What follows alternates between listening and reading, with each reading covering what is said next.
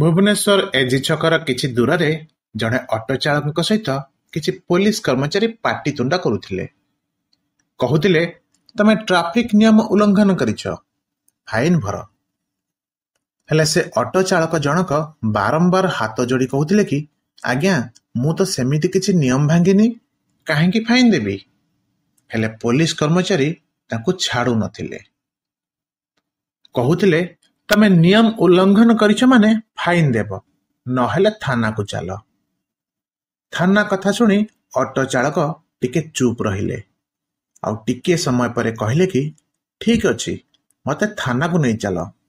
ମୁଁ ଯଦି ଭୁଲ କରିନି ତାହେଲେ ଫାଇନ କାହିଁକି ଦେବି? ମତେ ଥାନାକୁ ନେଇ ଚାଲ।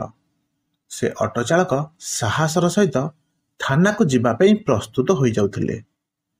କାରଣ ଅଟୋ ଚାଳକଙ୍କ ସ୍ତ୍ରୀ 2 ଦିନ ଆଗରୁ ପୋଲିସ ଡିଏସ୍ପି ଭାବରେ ନିଯୁକ୍ତ ହୋଇଥିଲେ। ତେଣୁ ତାଙ୍କ ସ୍ତ୍ରୀ ତାଙ୍କୁ ସାହାଯ୍ୟ କରିବେ ବୋଲି ସେ ଭାବି ଦେଇଥିଲେ। ତା ସହିତ ଅଟୋ ଚାଳକ କିଛି ବି ଭୁଲ କରିନଥିଲେ। ତେଣୁ ସେ ଛାତି ଫୁଲେଇ ପୋଲିସ କର୍ମଚାରୀଙ୍କ ସହିତ ଥାନାକୁ ଗଲେ।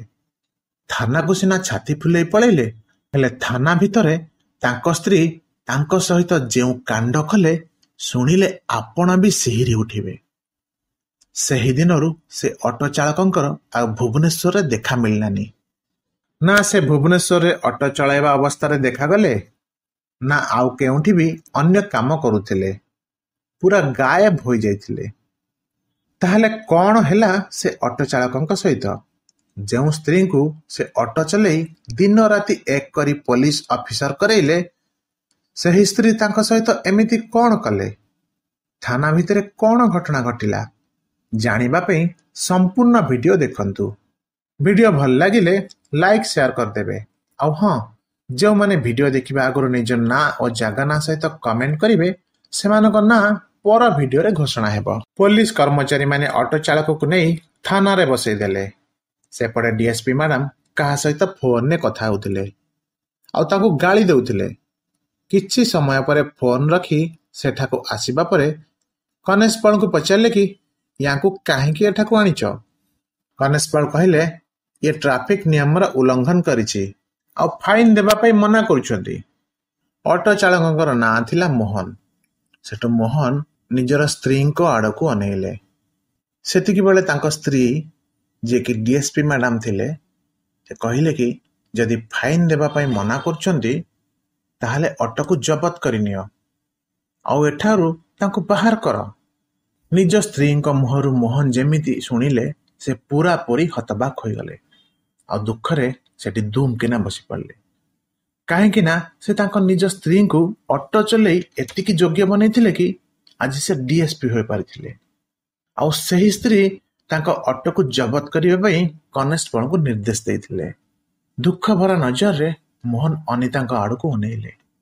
ସେଠୁ ଅନିତା କନେଷ୍ଟବଳଙ୍କୁ କହିଲେ କି, ଯେତେ ଜଲ୍ଦି ହବ ୟାଙ୍କୁ ଏ ଥାନାରୁ ବାହାର କର ଆଉ ସେ ଅଟୋକୁ ଜବତ କରିନିଅ। କାଲି ସେ ଆସି କୋର୍ଟରେ ତାଙ୍କ ଅଟୋକୁ ମୁକୁଳେଇ ନିଅନ୍ତୁ। ସ୍ତ୍ରୀଙ୍କ ମୁହଁରୁ ଏମିତି ଶବ୍ଦ ଶୁଣି ମୋହନଙ୍କ ଆଖିରୁ ଲୁହ ପଳେଇ ଆସିଲା। ସେ ଲୁହ ଭରା ଆଖିରେ କାନ୍ଦି କାନ୍ଦି ନିଜ ଘରକୁ ପଳେଇଲେ। ରାସ୍ତାରେ ଚାଲି ଚାଲି ଯିବା ବେଳେ ଭାବୁଥିଲେ କି, ଯେଉଁଦିନ ଅନିତାକୁ ମୁଁ ପାଠ ପଢ଼େଇବା ଆରମ୍ଭ କରିଥିଲି, ସେଦିନ ତ ଅନିତା ବହୁତ ବଡ଼ ବଡ଼ କଥା କହୁଥିଲା କି, ଯେତେ ଦିନ ଯାଏ ମୁଁ କୌଣସି ଭଲ ପୋଷ୍ଟ ନ ପାଇଛି, ସେତେ ଦିନ ଯାଏ ତମେ ପରିଶ୍ରମ କରୁଥାଅ, ତାପରେ ତମକୁ ଆଉ ଅଟୋ ଚଲାଇବା ପାଇଁ ପଡ଼ିବନି। ମୋହନର ଘରେ ତା ସ୍ତ୍ରୀ ଆଉ ପୁଅ ରହୁଥିଲେ। ପୁଅର ବୟସ ଥିଲା 5 ବର୍ଷ। ମୋହନର ମା, ଯାହାଙ୍କର ବୟସ ବି ଅଧିକ ହୋଇଯାଇଥିଲା। ଏବେ ମୋହନ ଏହିସବୁ କଥାକୁ ଭାବି ଭାବି ନିଜ ଘରେ ପହଞ୍ଚିଗଲେ। ସେଠିକି ଯାଇ ନିଜ ମାଙ୍କୁ ସବୁ କଥା କହିଲେ କି, ମା, ଅନିତା ଏତେ ବଦଳି ଯାଇଛି କି ମୋତେ ଚିହ୍ନିନି ବୋଲି ମନା କରିଦେଲା ଆଉ ମୋ ଅଟୋକୁ ଜବତ କରିନେଲା। ଯେଉଁ ଅଟୋ ଚଲେଇ ମୁଁ ତାକୁ ଡିଏସ୍ପି କରିଥିଲି। ଏବେ ଏହି କଥାକୁ ଯେମିତି ତାର ମା ଶୁଣିଲେ, କହିଲେ କି, ପୁଅ, ତୋର ମନେ ଥିବ ଯେଉଁଦିନ ଅନିତା ସହିତ ତୋର ବାହାଘର ହୋଇଥିଲା ଆଉ ତାର 3-4 ଦିନ ପରେ ସେ କହିଦେଇଥିଲା କି, ତମେ ମାନେ ମତେ ହଁ କରିଛ ପାଠ ପଢ଼ିବା ପାଇଁ ଆଉ ପାଠ ପଢ଼ାର ଖର୍ଚ୍ଚ ବି ଉଠେଇବା ପାଇଁ। ସେ ସମୟରେ ପରିବାରର ଅବସ୍ଥା ଠିକ ନଥିଲା, କିନ୍ତୁ ସେତେବେଳେ ବି ସେ ଜବରଦସ୍ତି କରିଥିଲା ଆମ ସାଙ୍ଗରେ ପାଠ ପଢ଼ିବା ପାଇଁ। ଏବେ ଏହି କଥାକୁ ଭାବି ଭାବି ଦୁହେଁ ମା ପୁଅ ଅଧିକ ଚିନ୍ତିତ ହୋଇଗଲେ। ଏପଟେ ମୋହନର ପୁଅ ତା ଜେଜେମାଙ୍କ ସହିତ ରହୁଥିଲା। କାହିଁକି ନା ତା ମାଆକୁ ପାଠ ପଢ଼ାରୁ ଫୁର୍ସତ ମିଳୁନଥିଲା, ଆଉ ସେହି କାରଣରୁ ସେ ଜେଜେମାଙ୍କୁ ଅଧିକ ଭଲ ପାଉଥିଲା। ସେଇଠି ତାଙ୍କ ପାଖରେ ଖେଳୁଥିଲା, ଖାଉଥିଲା, ଆଉ ରାତିରେ ତାଙ୍କ ପାଖରେ ଶୋଇ ବି ଯାଉଥିଲା। ଆଉ ଅନିତା ତାର ସରକାରୀ କ୍ୱାର୍ଟରରେ ରହୁଥିଲା, ଯୋଉଠି ପାଖାପାଖି ତା ଅଫିସ ରହୁଥିଲା। କାହିଁକି ନା ତାଙ୍କ ଅଫିସ ଘରଠୁ ବହୁତ ଦୂରରେ ଥିଲା, ଆଉ ତାଙ୍କୁ ସେଠି କ୍ୱାର୍ଟର ମିଳିଥିଲା, ଆଉ ସେ ସେହି କ୍ୱାର୍ଟରରେ ହିଁ ରହୁଥିଲେ। ସେହି ଦିନ ବିତିଗଲା। ଦ୍ୱିତୀୟ ଦିନ ଅନିତା ଅପେକ୍ଷା କରି ରହିଥିଲେ କି ମୋହନ ଆସିବେ ଆଉ ଅଟୋକୁ କୋର୍ଟରୁ ମୁକୁଳେଇ ନେବେ, କିନ୍ତୁ ମୋହନ ନିଜ ଅଟୋକୁ ମୁକୁଳେଇବା ପାଇଁ ଆସିଲେନି। ଏହି କଥାକୁ ଦେଖି ଅନିତାଙ୍କ ରାଗ ବଢ଼ିଗଲା। ରାଗ ତମତମ ହୋଇ ସେ ନିଜ ଘରକୁ ଗଲେ। ସେଠି ପହଞ୍ଚିବା ପରେ ଦେଖିଲେ କି ଶାଶୁ ତାଙ୍କ ସ୍ୱାମୀଙ୍କ ମୁଣ୍ଡରେ ତେଲ ମାଲିସ କରୁଛନ୍ତି, ଆଉ ପୁଅ ସେଇଠି ଏକୁଟିଆ ଖେଳୁଛି। ମା ପୁଅ କାହାର ବି ତାଙ୍କ ପୁଅ ଆଡ଼କୁ ଧ୍ୟାନ ନଥିଲା। ଏହି କଥାକୁ ଦେଖି ସେ ଅଯଥାରେ ନିଜ ସ୍ୱାମୀ ଆଉ ଶାଶୁଙ୍କ ଉପରେ ରାଗିଗଲେ। କହିଲେ କି ତମମାନେ ଗୋଟେ ଛୋଟ ଛୁଆକୁ ସମ୍ଭାଳି ପାରୁନ, ଏମିତି ଭାବରେ ସବୁ ପିଲାଙ୍କୁ ରଖାଯାଏ? ଯଦି ତାର କିଛି ବି ହୋଇଯିବ ସେଥିପାଇଁ ଦାୟୀ କିଏ ରହିବ? ତାପରେ ମୋହନ ନିଜ ସ୍ତ୍ରୀ ମାନେ DSP ମ୍ୟାଡାମଙ୍କ ଆଡ଼କୁ ଅନେଇଲେ ଆଉ କହିଲେ କି ଇଏ ତମେ କ'ଣ କହୁଛ? ପିଲା ସମ୍ଭାଳିବା ଆମକୁ ଆସିନି? ଏବେ ଯାଇ ଇଏ ଯେତିକି ବଡ଼ ହୋଇଛି ତାକୁ ମୋ ମା ହିଁ ବଡ଼ କରିଛି, ଆଉ ତାକୁ ଭଲ ଭାବରେ ଜଣାଅଛି କି ପିଲାକୁ କେମିତି ରଖାଯାଏ। ତମେ ଏହି ବିଷୟରେ କିଛି ନ କହିଲେ ଭଲ ହବ। ଏବେ ଯେମିତି ଏକଥା ମୋହନଙ୍କ ମୁହଁରୁ ଅନିତା ଶୁଣିଲେ ଏକଦମ ରାଗିକି କହିଲେ, ତମେ ଅଟୋକୁ ନେବା ପାଇଁ ପୋଲିସ ଷ୍ଟେସନ କାହିଁକି ଆସିଲନି? ମୁଁ ସେପଟେ ତମ ପାଇଁ ସବୁ ବ୍ୟବସ୍ଥା କରିଦେଇଥିଲି, କିନ୍ତୁ ତମେ ଟାଇମରେ ପହଞ୍ଚିଲନି। ଏକଥା ଶୁଣି ମୋହନ କହିଲେ କି ତମକୁ ଯଦି ଏତେ ଚିନ୍ତା ଥିଲା ତାହେଲେ କାଲି ହିଁ ମନା କରିଦେଇଥାନ୍ତା କି ସେ ଅଟୋକୁ ଜବତ କରନି, ଆଉ ସେ କିଛି ବି ଭୁଲ କରିନାହାନ୍ତି। ଆଉ ସତରେ ବି ମୁଁ ଯଦି କିଛି ଭୁଲ କରିଥାନ୍ତି ତାହେଲେ ମୁଁ ମାନି ନେଇଥାନ୍ତି, କିନ୍ତୁ ନା, ବୋଧହୁଏ ତମେ ଭାବୁଥିଲ କି ମୁଁ ତମ ପଦବୀର ଫାଇଦା ଉଠଉଛି। ତମେ ଚାହିଁଥିଲେ ସତକୁ ବାହାର କରିପାରିଥାନ୍ତ, କାହିଁକି ନା ତମେ ଜଣେ ଉଚ୍ଚ ପଦସ୍ଥ ଅଧିକାରୀ। ପ୍ରକୃତ ସତ ତମ ସାମ୍ନାକୁ ଆସିପାରିଥାନ୍ତା। ସ୍ୱାମୀଙ୍କ ମୁହଁରୁ ଏକଥା ଶୁଣି ଅନିତା ଚିଲ୍ଲେଇବା ପାଇଁ ଲାଗିଲେ ଆଉ କହିଲେ କି ତମେ ମାନେ ମୂର୍ଖ, ଆଉ ତମେ କେମିତି ଜାଣିବ କେମିତି ଭାବରେ ଡ୍ୟୁଟି କରାଯାଏ? ଆଉ ମୋ ପୁଅକୁ ତମେ ଭଲ ଭାବରେ ସମ୍ଭାଳି ପାରୁନ। ଏତିକି କହି ସେ ତାଙ୍କ ପୁଅର ହାତକୁ ଟାଣି ଟାଣି ନିଜ ରୁମକୁ ନେଇଗଲେ। ସେଠି ସେ ପୁଅର ସବୁ ଜିନିଷ ପ୍ୟାକ୍ କରିନେଲେ ଆଉ ଯିବା ସମୟରେ କହିଲେ କି ମୋତେ ଏବେ ତମମାନଙ୍କ ଭଳି ମୂର୍ଖଙ୍କ ସହିତ ରହିବା କିଛି ଦରକାର ନାହିଁ। ଆଉ ମୁଁ କେତେ ଦିନ ଯାଏ ନିଜର ଇମେଜକୁ ଖରାପ କରିବି ତମ ଭଳି ମୂର୍ଖଙ୍କ ସହିତ ବଢିକି? ମୋହନ କହିଲେ କି ଠିକ ଅଛି, ତମକୁ ଯାହା ଭଲ ଲାଗୁଛି ତମେ ସେଇଆ କର। କିନ୍ତୁ ତାଙ୍କର ଯିଏ ପୁଅ ଥିଲା 5 ବର୍ଷର, ସେ ବାରମ୍ବାର ନିଜ ଜେଜେମା ଆଡ଼କୁ ହାତ ବଢଉଥିଲା ଆଉ କହୁଥିଲା କି ଜେଜେମା ମୁଁ ମାମା ସହିତ ଯିବିନି, ମୁଁ ବାବା ଆଉ ତମ ସହିତ ରହିବି। କାହିଁକି ନା ଯିଏ ଅନିତା ଥିଲା ସେ କେବେ ବି ନିଜ ପୁଅକୁ ସ୍ନେହ ମମତା ଦେଇନଥିଲେ। ସେ ତ କେବଳ ନିଜ ସ୍ୱପ୍ନ ପଛରେ ଦୌଡୁଥିଲେ। ଏବେ ତାପରେ ଅନିତା ତାଙ୍କ ହାତକୁ ଜବରଦସ୍ତି ଟାଣି ଟାଣି ନିଜ କ୍ୱାର୍ଟରକୁ ନେଇଗଲେ, ଯେଉଁଠି ସେ ଏକୁଟିଆ ରହୁଥିଲେ। ଅନିତା କଳି ଝଗଡ଼ା କରି ତାଙ୍କ ସ୍ୱାମୀ ଆଉ ଶାଶୁଙ୍କୁ ଛାଡ଼ି ପଳେଇ ଆସିଥିଲେ। ଏକଥା ଯେତେବେଳେ ଅନିତାଙ୍କର ବାପା ମାଙ୍କୁ ଜଣାପଡ଼ିଲା, ସେମାନେ ଅନିତାଙ୍କୁ ବହୁତ ବୁଝେଇଲେ, କିନ୍ତୁ DSP ମ୍ୟାଡାମଙ୍କ ମନରେ ଅହଙ୍କାର ଭରି ରହିଥିଲା। ସେ କହିଲେ ତାଙ୍କ ସହିତ ମୋର କୌଣସି ସମ୍ପର୍କ ରଖିବା ଦରକାର ନାହିଁ। ଏହି କଥା ଶୁଣିବା ପରେ ତାଙ୍କ ବାପା ମା ବି ତାଙ୍କ ସହିତ କଥା ହେବା ବିଲକୁଲ ବନ୍ଦ କରିଦେଲେ। ଏଥିସହିତ ଅନିତାଙ୍କ ଭାଇ ବି କହିଲେ କି ଅନିତା ତୁ କିଛି ବି ଭଲ କରୁନୁ। ପଦବୀର ଅହଙ୍କାରରେ ସେ କେତେ କ'ଣ ତାଙ୍କୁ ଶୁଣେଇଦେଲେ। ଧୀରେ ଧୀରେ ଏମିତି ସମୟ ବିତି ଚାଲିଥିଲା। ଅନିତା ନିଜ ପୁଅଙ୍କ ଦେଖାଶୁଣା କରିବା ପାଇଁ ଗୋଟେ ଫୁଲ ଟାଇମ ମେଡ୍ ରଖିଥିଲେ। କିଛି ଦିନ ପରେ ସେହି ଚାକରାଣୀ ତାଙ୍କ ପିଲାକୁ ନେଇ ମାର୍କେଟ ଆସିଥିଲା। ଅନ୍ୟପଟରେ ପିଲାଙ୍କର ଜେଜେମା ବି ମାର୍କେଟ ଆସିଥିଲେ କିଛି ଜିନିଷ କିଣାକିଣି କରିବା ପାଇଁ। ଆଉ ଯେମିତି ମୋହନର ପୁଅ ତାଙ୍କ ଜେଜେମାଙ୍କୁ ଦେଖିଲା, ସେ ତାଙ୍କ ମେଡ୍ର ହାତକୁ ଛାଡ଼ିଦେଇ ସିଧା ନିଜ ଜେଜେମାଙ୍କୁ ଆସି କୁଣ୍ଢେଇ ପକେଇଲା। ଅନ୍ୟପଟରେ ଚାକରାଣୀ ଜଣେ ଖୋଜୁଥିଲେ କି ପିଲାଟି କୁଆଡ଼େ ଗଲା। ବଜାର ଭିତରେ ଛୋଟ ପିଲାଟି ନିଜ ଜେଜେମାଙ୍କୁ କୋହଭରା କଣ୍ଠରେ କହୁଥିଲା କି ଜେଜେମା ମୁଁ ତମ ସାଙ୍ଗରେ ରହିବି, ମୋ ମାମାଙ୍କ ପାଖରେ ଜମା ବି ରହିବିନି। ମାମା ତ ଜଣେ ଖରାପ ଅଙ୍କଲଙ୍କ ସହିତ ରହୁଛନ୍ତି, ଆଉ ସେମାନେ ମୋତେ ବେଳେବେଳେ ମାରୁଛନ୍ତି। ଯେମିତି ଏକଥା ଜେଜେମା ଶୁଣିଲେ ସେ କହିଲେ, ଧନରେ ତୁ ଇଏ କ'ଣ କହୁଛୁ? ମାମା କୋଉ ଖରାପ ଅଙ୍କଲଙ୍କ ସହିତ ରହୁଛନ୍ତି? ତାପରେ ପିଲା କହିଲା କି ଜେଜେମା ସେ ଅଙ୍କଲ ଯେତେବେଳେ ଛୁଟି ଦିନ ହେଉଛି ସେଠିକି ଆସୁଛନ୍ତି ଆଉ ପୁରା ଦିନ ସେଇଠି ରହୁଛନ୍ତି। ବାକି ଦିନମାନଙ୍କରେ ସନ୍ଧ୍ୟା ବେଳେ ଆସୁଛନ୍ତି। ମାମା ଆଉ ସେ ଅଙ୍କଲ ମୋ ଉପରେ ବହୁତ ରାଗୁଛନ୍ତି, ମୋତେ ଗାଳି ବି କରୁଛନ୍ତି। ମାମା ମୋତେ ସେଠୁ ଜବରଦସ୍ତି ବିଦା କରିଦେଇ ସେ ଅଙ୍କଲଙ୍କ ସହିତ ବହୁତ ସମୟ ଯାଇ ଥଟ୍ଟା ତାମସା କରି ଗପୁଛନ୍ତି। ମୁଁ ସେଇଠିକି ଗଲେ ମୋତେ ରାଗିକି ମାରୁଛନ୍ତି। ଏସବୁ ଦେଖିକି ମୋତେ ବହୁତ କାନ୍ଦ ଲାଗୁଛି। ଜେଜେମା, ମୋତେ ଏବେ ମାମାଙ୍କ ପାଖରେ ରହିବାର ଆଉ ନାହିଁ। ସେହି ସମୟ ଭିତରେ ଅନିତାଙ୍କର ସେ ଚାକରାଣୀ ସେଠିକି ଆସି ପହଞ୍ଚିଗଲେ ଆଉ ସେ ପିଲାକୁ ସେ ବୁଢ଼ୀ ଲୋକ ସହିତ କଥା ହେବାର ଦେଖିନେଲେ। ତାପରେ ସେ ଚାକରାଣୀ ପିଲାର ହାତକୁ ଟାଣି ଟାଣି ନେଇକି ଯିବା ପାଇଁ ଲାଗିଲେ। ଛୋଟ ଛୁଆଟି କାନ୍ଦି କାନ୍ଦି ଚିଲେଇ ଚିଲେଇ କହୁଥିଲେ କି ମୋତେ ମୋ ମାମାଙ୍କ ପାଖରେ ରହିବାର ନାହିଁ, ମୁଁ ଜେଜେମା ଆଉ ବାବାଙ୍କ ପାଖରେ ରହିବି। ତାପରେ ସେ ଜେଜେମା ଚାକରାଣୀଙ୍କୁ କହିଲେ, କିଛି କଥା ନାହିଁ, ତମେ ଏମିତି କର, ଯାହା ବି ଜିନିଷ କିଣିବାର ଅଛି କିଣିନିଅ। ମୁଁ ଯେତେବେଳେ ଯାଏଁ ଏଠି ଅଛି ମୋ ଧନ ମୋ ପାଖରେ ଅଛି। ଜେଜେମାଙ୍କର ବହୁତ ମନ ଥିଲା କି ସେ ନିଜ ନାତିକୁ ନିଜ ସହିତ ନେଇଯିବେ, କିନ୍ତୁ ତାଙ୍କ ପାଖରେ କୌଣସି ଉପାୟ ନଥିଲା। କାହିଁକି ନା ସେ ଚାକରାଣୀ ଜଣକ କହିଦେଇଥିଲେ କି ମାଲିକାଣୀ ସଫା ସଫା କହିଛନ୍ତି କି ପିଲା ତାଙ୍କ ପାଖକୁ ଯିବନି। ଏବେ ଏହି କଥାକୁ ଶୁଣି ସେ ନିଜ ନାତିକି ବୁଝେଇ କହିଲେ କି ଧନ, କିଛି କଥା ନାହିଁ, ତୋତେ ଏବେ ତୋ ମାମାଙ୍କ ପାଖରେ ରହିବା ପାଇଁ ପଡ଼ିବ, ଆଉ ଆମେ ଗୋଟିଏ ଦିନ ଆସି ତୋତେ ଆମ ସହିତ ନେଇଯିବୁ। ଏମିତି କଥା କହି ସେ ପିଲାକୁ ବୁଝେଇ ସୁଝେଇ ସେ ଚାକରାଣୀ ସହିତ ପଠେଇଦେଲେ ଆଉ ତାପରେ ସେ ନିଜ ଘରକୁ ପଳେଇଲେ। ଏବେ ଜେଜେମାଙ୍କ ମନରେ ଖାଲି ନାତି କଥା ହିଁ ଚାଲୁଥିଲା ଆଉ ସେ ନିଜ ପୁଅକୁ ଏକଥା ଜଣେଇବା ପାଇଁ ଚାହୁଁନଥିଲେ, କିନ୍ତୁ ବାଧ୍ୟ ହୋଇ ନିଜ ପୁଅ ମୋହନକୁ ସବୁ କଥା ଖୋଲିକି କହିଦେଲେ। ବଜାରରେ ନାତି ସହିତ ଦେଖା ହେଇଥିଲା ଆଉ ସେ କହୁଥିଲେ କି ମାମା ଆଉ କୋଉ ଖରାପ ଅଙ୍କଲ ତାକୁ ମରାମରି କରୁଛନ୍ତି। ତାପରେ ଗୋଟିଏ ଦିନ ଛୁଟି ଦିନରେ ଅନିତାକୁ ନ ଜଣେଇ ମୋହନ ତା ମା ସହିତ ଅନିତାଙ୍କ ସରକାରୀ କ୍ୱାର୍ଟରରେ ପହଞ୍ଚିଗଲେ।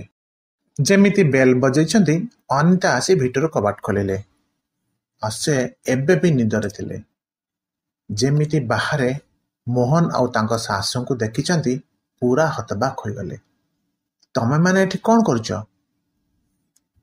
ଏକଥା ଶୁଣି ମୋହନ ଆଉ ତାଙ୍କ ମା କହିଲେ କି ଆମେ ଆମ ପୁଅକୁ ଦେଖା କରିବା ପାଇଁ ଆସିଛୁ। କାହିଁ, ଆମେ କ'ଣ କିଛି ଭୁଲ କରିଦେଲୁ କି? ଏକଥା ଶୁଣି ଅନିତା ଏକଦମ ଚୁପଚାପ ହୋଇଗଲେ। ତାପରେ ମୋହନ ସେ ଘର ଭିତରକୁ ପଶିଲେ। ଦେଖିଲେ କି ଅନିତାର ବେଡରୁମ ଉପରେ ଜଣେ ଅଜଣା ବ୍ୟକ୍ତି ଶୋଇ ରହିଛନ୍ତି ଆଉ ପୁଅ ଅଲଗା ରୁମରେ ଶୋଇଛି। ଏସବୁ ଦେଖିବା ପରେ ମୋହନଙ୍କର ମୁଣ୍ଡ ଯେମିତି ଘୁରିଗଲା।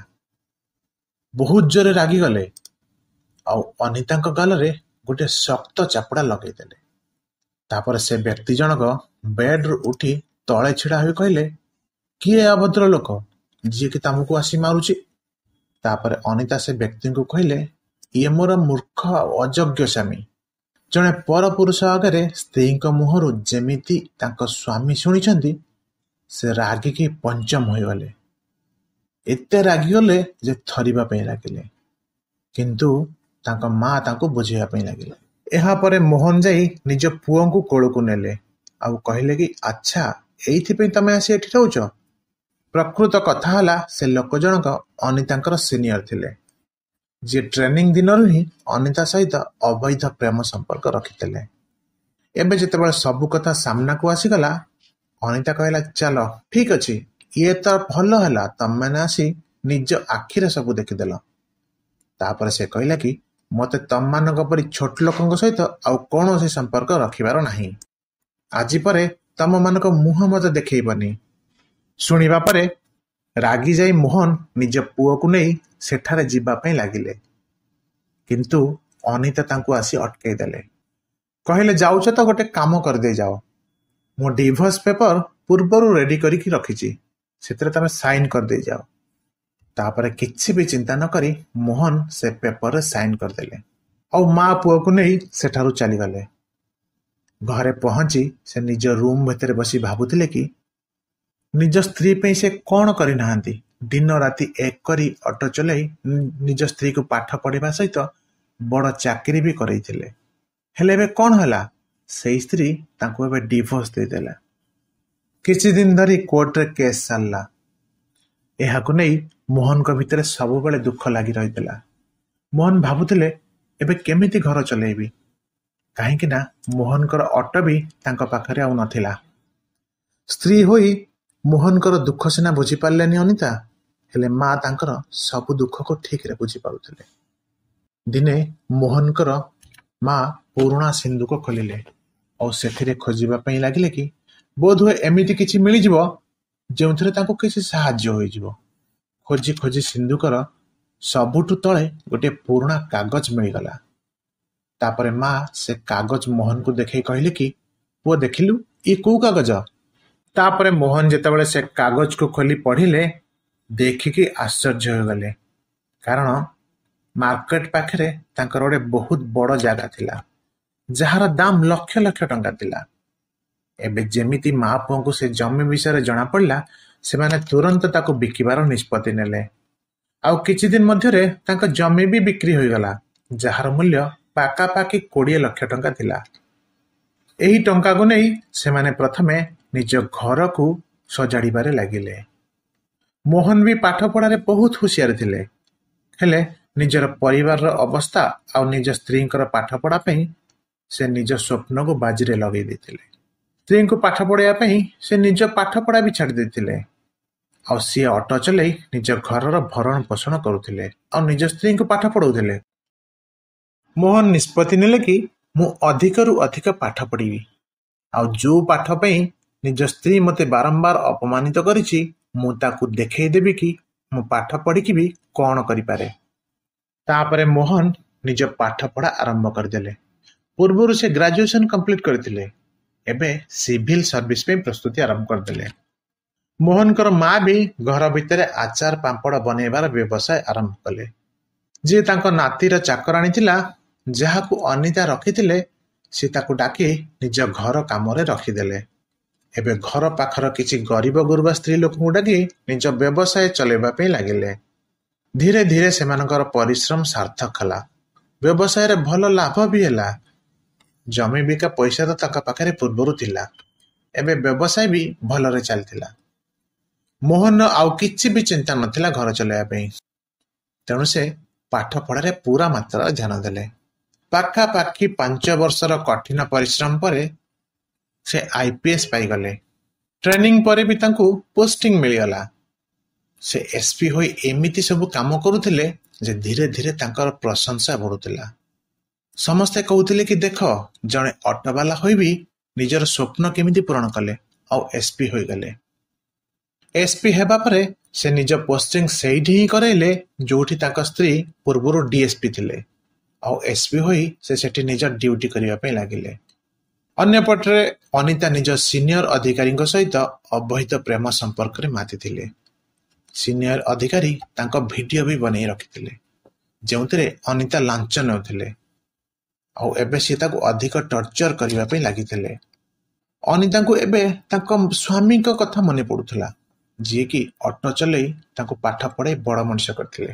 କିନ୍ତୁ ତାଙ୍କ ପାଖରେ ଆଉ କିଛି ବି ଚାରା ନଥିଲା, କାହିଁକି ନା ସେ ପୂର୍ବରୁ ତାଙ୍କ ସ୍ୱାମୀଙ୍କୁ ଡିଭୋର୍ସ ଦେଇ ସାରିଥିଲେ। ଧୀରେ ଧୀରେ ସମୟ ବିତି ଚାଲିଲା, ଆଉ ସମୟ ବିତିବା ସହିତ ଅନିତାଙ୍କ ଅବସ୍ଥା ବି ଖରାପ ହୋଇ ଯାଉଥିଲା। ଯେଉଁ ବ୍ୟକ୍ତିଙ୍କ କବଳରେ ସେ ଫସି ରହିଥିଲେ, ସେ ବି ପୂର୍ବରୁ ବିବାହିତ ଥିଲେ ଆଉ ତାଙ୍କର 2ଟି ପିଲା ଥିଲେ।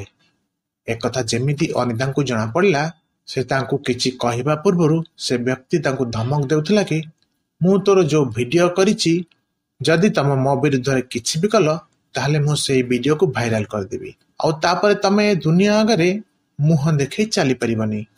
ଏବେ ଏହି ଡରରେ ଅନିତା ଆଉ ତାଙ୍କୁ କିଛି ବି କହିପାରୁନଥିଲେ। ଏପରିକି ସେ ଚିନ୍ତାରେ ଖାଇବା ପିଇବା ବି ଛାଡ଼ି ଦେଇଥିଲେ। ତା ବେଶ ପୋଷାକ, ରୂପଢଙ୍ଗ ସବୁକିଛି ଖରାପ ହୋଇଯାଇଥିଲା। ଆଉ ସେ ଲୋକ ଜଣକ ଅନିତାଙ୍କୁ ସବୁବେଳେ ନିଜ କଣ୍ଟ୍ରୋଲରେ ରଖୁଥିଲେ। ଏବେ ଅନିତା ଯେଉଁଠି ପୋଷ୍ଟିଂ ହୋଇଥିଲେ, ସେ ଥାନାର SP ସାହେବଙ୍କ ସ୍ୱାଗତ ପାଇଁ ପାର୍ଟି ରଖିବାର ଯୋଜନା କରାଗଲା, ଆଉ ସେଥିପାଇଁ ଅନିତାଙ୍କ ରାୟ ମଗାଗଲା। ଅନିତା ହଁ କରି କହିଲେ କି ଠିକ ଅଛି, ତମେମାନେ ସମସ୍ତେ ତାଙ୍କୁ ପାର୍ଟି ଦିଅ, ଭଲ ହବ। ତାପରେ ଦ୍ୱିତୀୟ ଦିନ ପାର୍ଟିର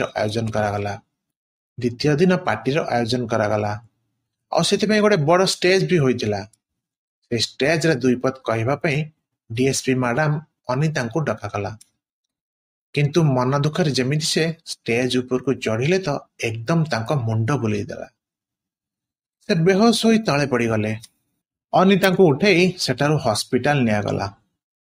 ଯେତେବେଳେ ହସ୍ପିଟାଲରେ ଅନିତା ହୋସ ଆସିଲା, ମୋହନ ଦେଖିଲେ କି ଯେଉଁ ସ୍ତ୍ରୀ ତାଙ୍କୁ ତଡ଼ି ଦେଇଥିଲେ ଏବଂ ଡିଭୋର୍ସ ଦେଇଥିଲେ, ଅନ୍ୟ ଜଣେ ପୁରୁଷଙ୍କ ସହିତ ସମ୍ପର୍କରେ ଥିଲେ, ସେ ଏବେ ଶୁଖିକି କଣ୍ଟା ହୋଇଯାଇଥିଲେ।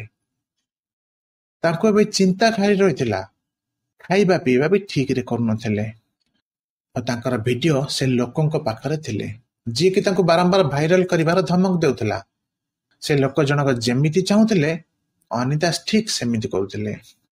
ଆଉ ଅନିତାଙ୍କର ଦିନ ରାତି ଭୟରେ କଟୁଥିଲା। ହସ୍ପିଟାଲରେ ପହଞ୍ଚିବା ପରେ ଡକ୍ଟର ଅନିତାଙ୍କୁ ଦେଖି କହିଲେ କି ଦୁର୍ବଳ ହେବା କାରଣରୁ ତାଙ୍କର ଅବସ୍ଥା ଖରାପ ହୋଇଛି।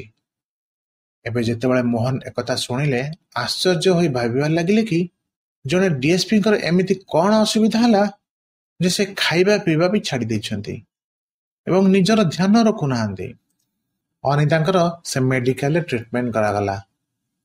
ଅନ୍ୟପଟରେ ସମୟ ବିତୁଥିଲା। ମୋହନ ଏସ୍ପି ହୋଇ ନିଜ କାମକୁ ଠିକ ଭାବରେ କରୁଥିଲେ। ଅନ୍ୟପଟରେ ଧୀରେ ଧୀରେ ଅନିତା ଭାବୁଥିଲେ କି ମୁଁ ଭୁଲ କରିଛି, ତେଣୁ ମୋହନଙ୍କ ସହିତ ଦେଖା କରି ତାଙ୍କୁ ସବୁ କଥା ଖୋଲିକି କହିବି। ଏମିତି ଏମିତି ଆଉ କିଛି ଦିନ ବିତିଗଲା। ଗୋଟିଏ ଦିନ ଅନିତା ମାର୍କେଟକୁ ଯାଇଥିଲେ। ସେତିକିବେଳେ ତାଙ୍କ ଶାଶୁ ମଧ୍ୟ ମାର୍କେଟ ଯାଇଥିଲେ। ସେ ହଠାତ୍ ଯାଇ ଶାଶୁଙ୍କ ସାମ୍ନାରେ ଛିଡ଼ା ହୋଇଗଲେ ଆଉ କହିଲେ କି ମା, ଆପଣ କେମିତି ଅଛନ୍ତି? ସେତିକିବେଳେ ତା ଶାଶୁ କହିଲେ କି କିଏ ତମେ ଝିଅ? ତମେ ଏମିତି ଭାବରେ ମୋତେ ମା କାହିଁ ଡାକୁଛ? ତାପରେ ଅନିତା କହିଲେ କି ମା, ମୁଁ ଅନିତା, ଆପଣ ମୋତେ ଚିହ୍ନି ପାରୁନାହାନ୍ତି? ଅନିତାଙ୍କର ଶାଶୁଙ୍କୁ ବିନା ଚଷମାରେ ଦେଖାଯାଉନଥିଲା, ତେଣୁ ସେ ଅନିତାଙ୍କୁ ବିଲକୁଲ ବି ଚିହ୍ନି ପାରୁନଥିଲେ। ତା ସହିତ ଅନିତା ବି ବଦଳି ଯାଇଥିଲେ, ଶୁଖିକି କଣ୍ଟା ପଡ଼ିଯାଇଥିଲେ। ସେଠୁ ଅନିତାଙ୍କର ଶାଶୁ କହିଲେ କି ନା ତ, ମୁଁ ତୋତେ ଚିହ୍ନି ପାରୁନି। ଶାଶୁ କହିଲେ କି ନା, ମୁଁ ତୋତେ ଚିହ୍ନି ପାରୁନି, ଆଉ ଚିହ୍ନିକି ବି ତୋତେ କ'ଣ ଫାଇଦା? ମୋ ପୁଅକୁ ତ ତୁ ଛାଡ଼ିଦେଲୁ। ଶାଶୁଙ୍କର ବ୍ୟବସାୟ ଭଲରେ ଚାଲୁଥିଲା। ମାର୍କେଟକୁ ବ୍ୟବସାୟ ସମ୍ବନ୍ଧିତ କିଛି ଜିନିଷ ନେବା ପାଇଁ ଆସିଥିଲେ। ସେ ଅନିତାକୁ ନ ଚିହ୍ନିଲା ପରି ସେଠାରେ ଚାଲିଯିବା ପାଇଁ ବସିଲେ।